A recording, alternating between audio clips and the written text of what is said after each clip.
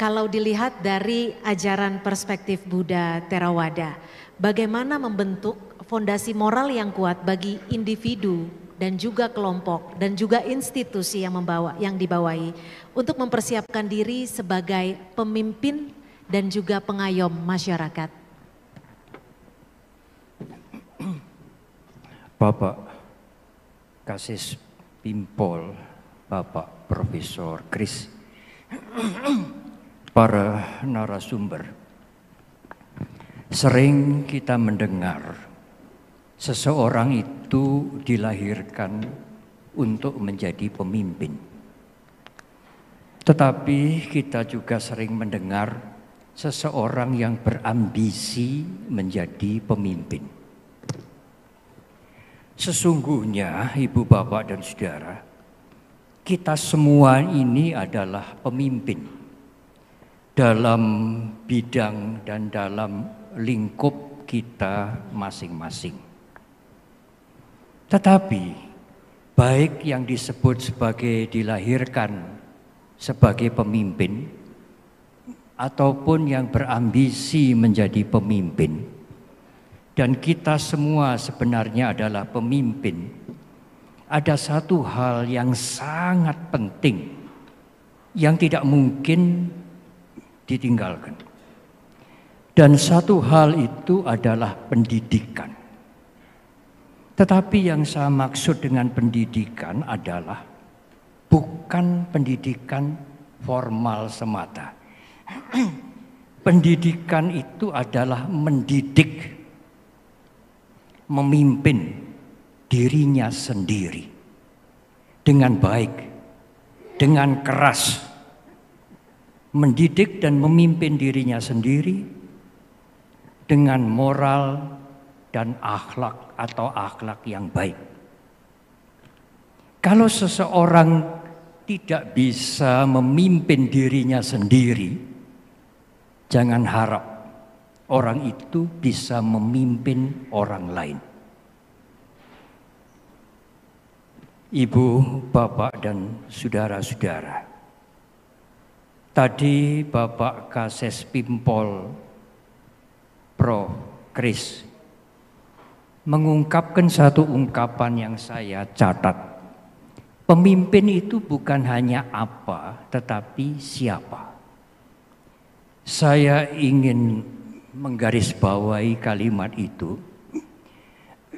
Justru pemimpin itu harus siapa dulu, baru apa yang akan dia pimpin. Oleh karena keteladanan itu mempunyai kekuatan yang sangat luar biasa ketimbang anjuran. Sering dikatakan bahwa 2 kali contoh itu lebih powerful, lebih kuat ketimbang 10 kali anjuran. Seorang pemimpin seharusnya jujur, sebagaimana yang tadi saya menghafal, jitu itu jujur, integritas, terpuji, dan unggul.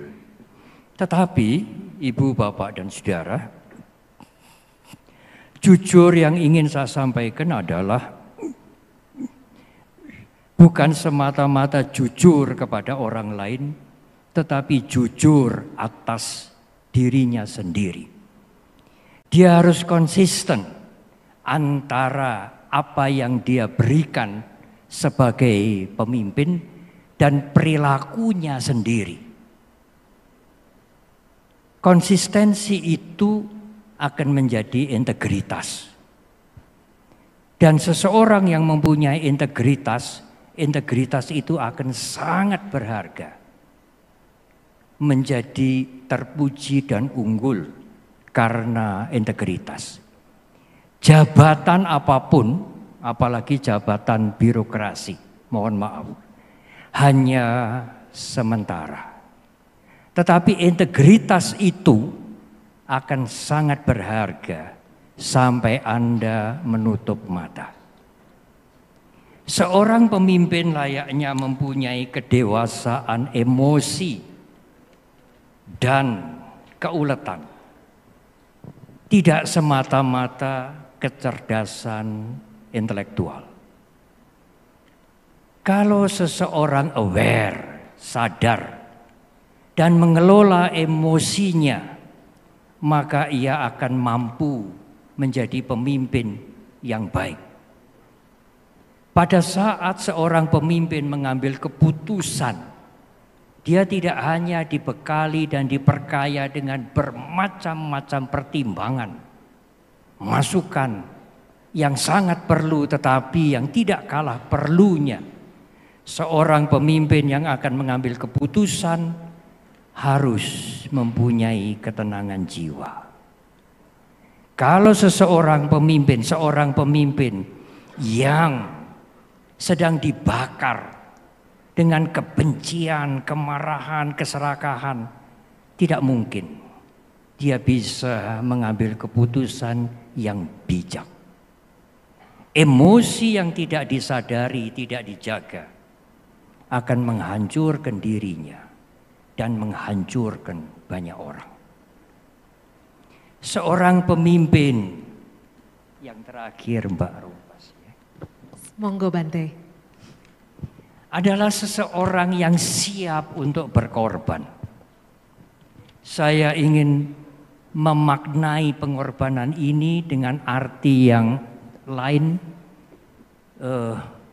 seperti yang mungkin sering kita dengar. Apalagi mengorbankan orang lain, jelas tidak. Yang saya maksudkan dengan pengorbanan adalah mengorbankan keakuan. Mengorbankan keakuan adalah pemimpin yang siap mengabdi tanpa pamrih. Saya pernah membaca di salah satu artikel Kompas yang mengutip kalimat Romo Kardinal. Beliau mengatakan bahwa pemimpin itu harus suci. Pemimpin yang suci dari pamrih. Sangat bagus sekali kalimat ini meskipun tidak mudah untuk dilakukan. Ibu, bapak, dan saudara, seorang pemimpin yang baik adalah pemimpin yang berintegritas, seorang pemimpin yang siap berkorban, mengorbankan keakuan, menghancurkan dan membuang semua pamrih pribadi. Kalau tidak demikian, tidak mungkin dia menjadi pemimpin yang baik. Dalam bahasa daerah dan sudah sering kita mendengar, dan meskipun itu bahasa Jawa, hampir seluruh masyarakat ini mengerti satu ungkapan yang sangat baik.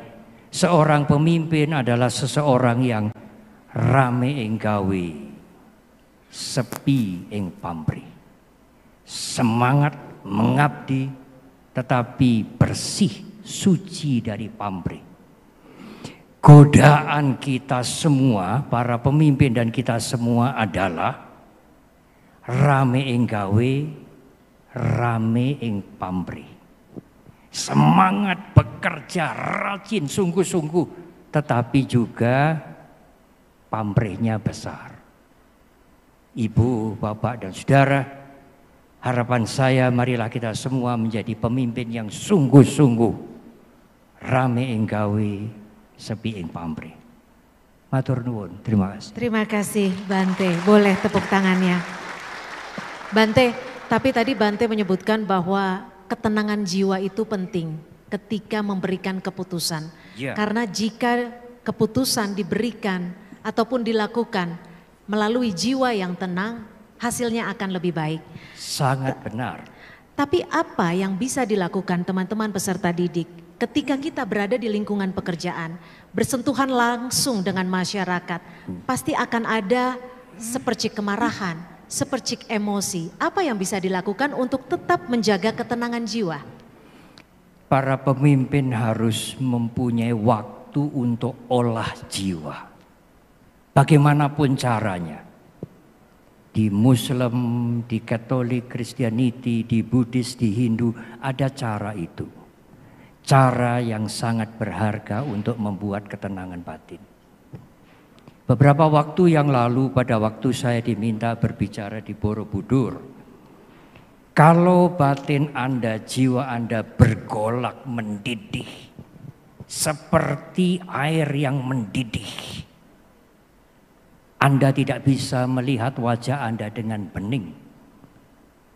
Pada permukaan air yang mendidih, apalagi letak, kotor. Pada saat air itu menjadi tenang dan kotoran itu mengendap, Anda akan melihat muka Anda yang sebenarnya. Pada saat batin Anda menjadi tenang, Anda akan melihat Anda dengan sebenarnya. Saya teringat beberapa tahun yang lalu, lama sekali. Pada waktu Romo Kardinal masih sebagai Uskup Agung Semarang. Beliau menggunakan kalimat sederhana sekali, sangat merakyat. Dan saya ingat sampai sekarang, Romo. Neng, neng, neng, nung. Kalau batin Anda bisa meneng-neng, maka batin Anda bisa neng bening. Kalau bergolak tidak mungkin akan bening. Kalau neng, meneng akan bening, neng. Kalau bening akan nong. Nong itu dunung. Mengerti dengan jelas segala masalah, persoalan dan lain-lain. Sehingga seorang pemimpin bisa mengambil keputusan yang bijak. Karena itu harus ada waktu-waktu untuk meneng. Untuk neng. Supaya bening. Sehingga keputusan itu menjadi keputusan yang bijak. Ya. Dan keputusan itu akan menyangkut, akan berpengaruh pada banyak sekali orang. Ya. Semakin tinggi kepemimpinan mereka. Semakin tinggi kepemimpinan mereka, ia harus mempunyai waktu untuk neng. Supaya bening. Dan keputusannya keputusan yang bijak. Baik. Matur nuwun. Baik, terima kasih Bante. Kita berikan tepuk tangan yang meriah untuk Bante. Dan kita sudah dengarkan bersama perspektif singkat dari keempat narasumber. Saya yakin ini adalah poin-poin utama meskipun singkat tapi begitu mendalam. Dan saya yakin dan percaya pasti dari peserta didik ingin bertanya kepada para narasumber. Saya akan sediakan waktu untuk 4 penanya kepada para narasumber kita. Mohon disampaikan pula nama dan juga pertanyaan ditujukan kepada siapa. Sudah ada 2 standing mic di sebelah kiri dan sebelah kanan. Monggo bagi yang ingin bertanya langsung saja. Silakan. Oke, baik. Akan dibagi menjadi satu pertanyaan langsung dijawab. Seperti itu ya Bante ya. Baik, silakan. Ingin ditanyakan kepada siapa?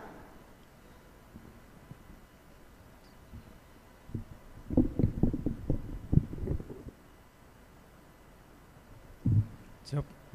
Mohon izin bertanya kepada Biku Sri Matahera terkait dengan ketenangan jiwa dan kebijakan dalam membuat keputusan. Bagaimana jika kita sebagai seorang pemimpin telah memiliki ketenangan jiwa dan juga telah bijak dalam membuat keputusan, dan apabila saat kita menerapkannya di lapangan ditolak oleh masyarakat dikarenakan masyarakat tersebut tidak memiliki cara pandang dan pola pemikiran yang sesuai dengan kita, apa yang harus kita lakukan dalam mengatasi hal tersebut? Terima kasih. Namanya dengan? Siap, mau izin perkenalkan diri dengan Andre Raymond Al-Ghifari. Dipanggil Andre? Siap. Siap, silakan Bante, langsung saja dijawab. Namanya siapa? Andre. Iya. Baik, Saudara Andri. Kuncinya adalah kesadaran.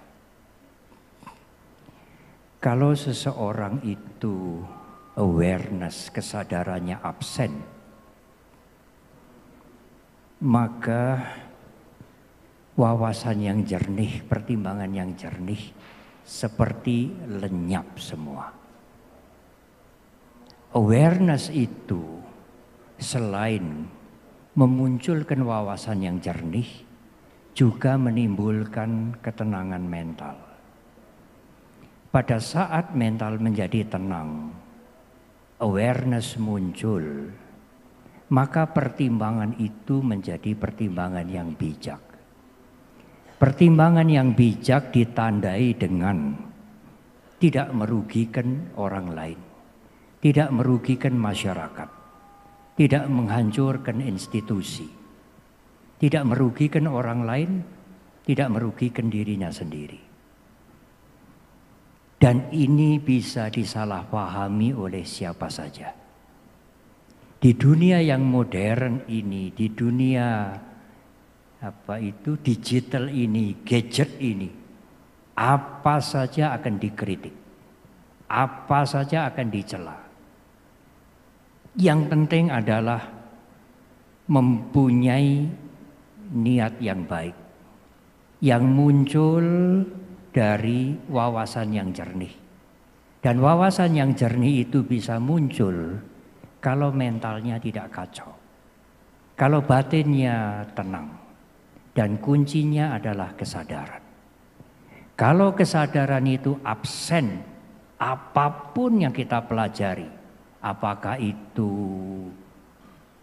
ajaran agama ataukah itu wisdom yang lain, hilang semua.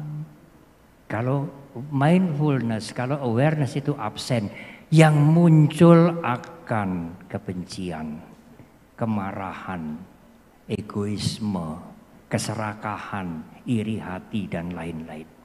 Tetapi begitu awareness itu muncul, kesadaran itu muncul, kotoran-kotoran mentally defilement itu akan mengendap. Dan sudah tentu pertimbangan dan wawasan yang jernih akan muncul. Karena awareness dengan wawasan yang jernih itu seperti uang yang bermata dua. Tidak ada awareness, tidak ada pertimbangan yang jernih. Kalau ada awareness, tentu ada pertimbangan yang jernih. Dan itu adalah modal utama untuk mengambil keputusan.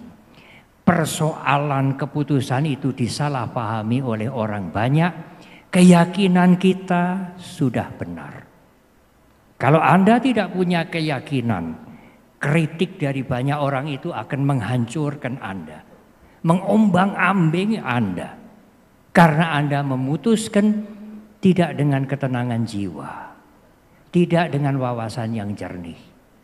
Yakinlah, ketenangan jiwa itu menimbulkan wawasan yang jernih. Dan itu harus diusahakan, dilatih, tidak mungkin diminta dari siapapun. Terima kasih. Terima kasih. Terima kasih Bante. Luar biasa. Karena memang kalau dari sisi masyarakat, kita menginginkannya adalah bersentuhan langsung sebagai pengayom, sebagai sahabat. Dan disitulah ketika teman-teman peserta didik sekalian melaksanakan tugasnya dengan hati, maka semuanya akan terasa lebih ikhlas. Baik, kita masih ada sesi 2 pertanyaan lagi. Jika masih ada 2 penanya, silakan. Oh, sudah ada di sebelah kanan. Izin memperkenalkan diri, nama saya Fauzia. Saya merupakan mahasiswi dari Universitas Pendidikan Indonesia. Dan pertanyaan ini akan saya ajukan, mohon izin kepada Bante. Dan pertanyaannya adalah, sejauh mana seorang pemimpin harus bertanggung jawab atas tindakan-tindakan yang diambil oleh bawahannya jika mereka bertentangan dengan nilai-nilai moral yang dianut oleh pemimpin tersebut? Apakah pemimpin tersebut harus siap berkorban seperti yang disampaikan oleh, mohon izin Bante? Terima kasih. Ditujukan kepada siapa Mbak Fauzia? Bante, baik silakan Bante. Pertanyaan yang tidak mudah dijawab. Seperti makan buah simalakama. Kalau anak buah melanggar etika, berbuat kesalahan yang sudah jelas, apakah seorang pemimpin mau mengorbankan dirinya untuk menutupi atau pasang badan?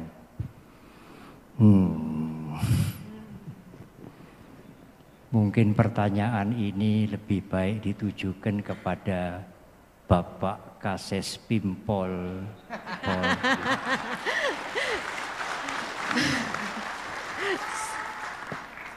Karena di dalam institusi kami, institusi biku yang disebut dengan sangga, ada pelanggaran-pelanggaran yang berjenjang. Pelanggaran ringan, pelanggaran menengah, pelanggaran berat.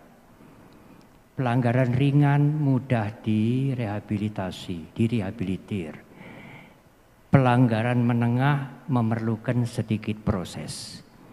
Tetapi pelanggaran berat harus keluar dari kebikuan. Dia bukan biku lagi. Seperti kaca yang pecah.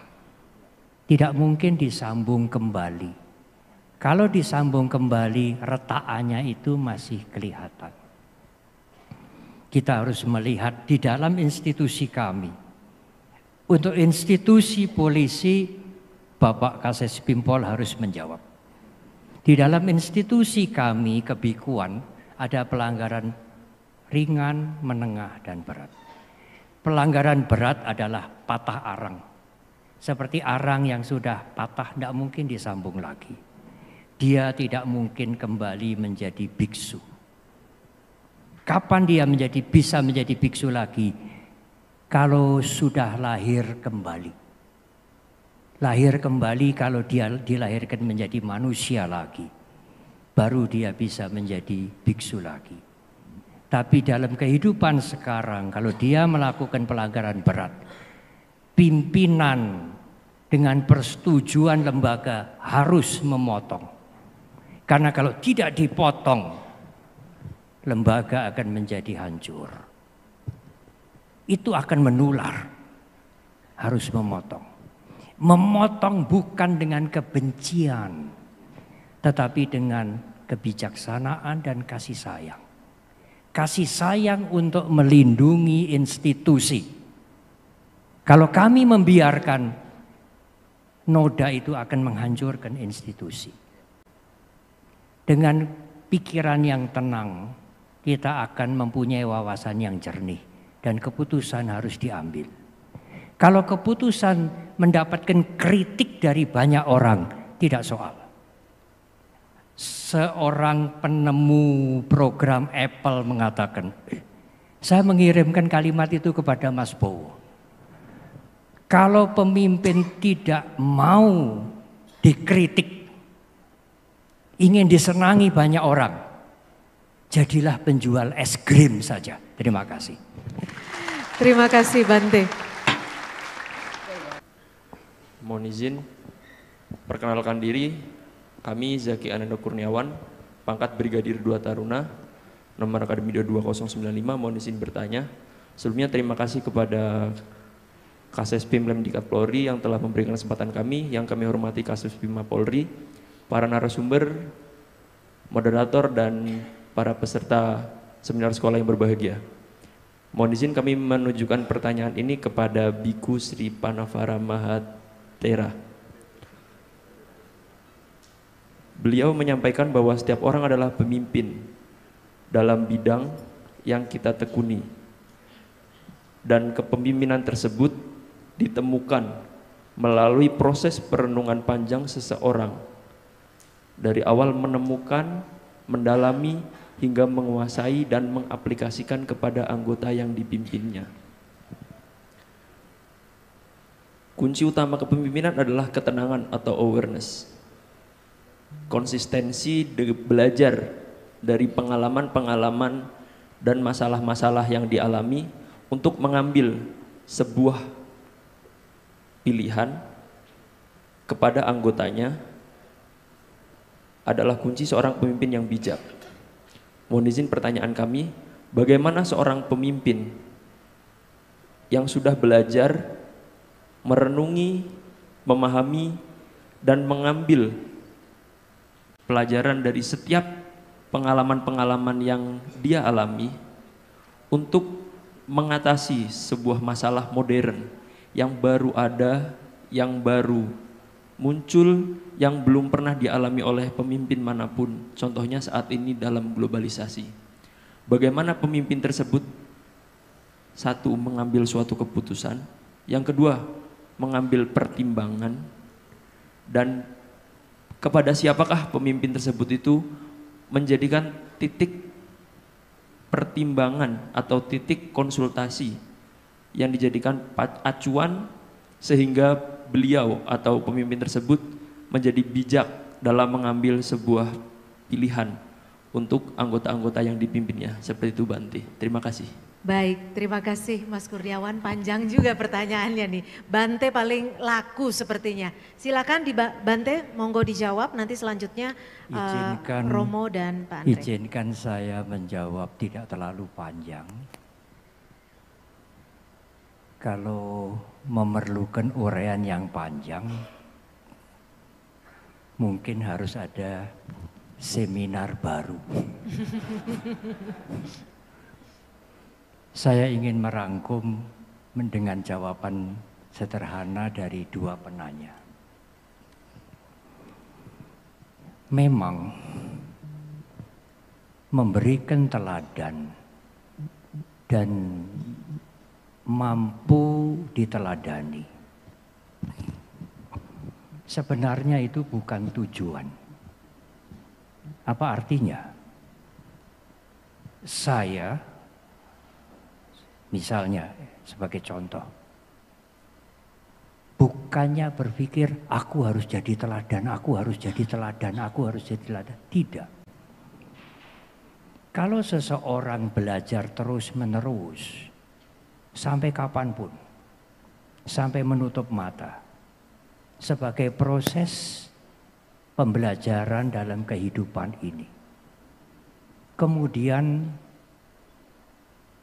dia menjaga perilakunya. Dia mempunyai integritas. Dan integritas itu dibangun tidak nanti sore kemudian besok selesai. Dibangun cukup lama. Konsistensi itu, keberlangsungan itu membangun integritas. Dengan kesungguhan hati, dengan belajar, dengan keuletan. Nah, integritas itu akan menjadi keteladanan. Sudah otomatis. Saya tidak meng-create, membuat diri saya agar menjadi teladan. Tidak. Itu adalah keakuan yang tersembunyi bagi saya. Sebagai rohaniwan, sebagai biku.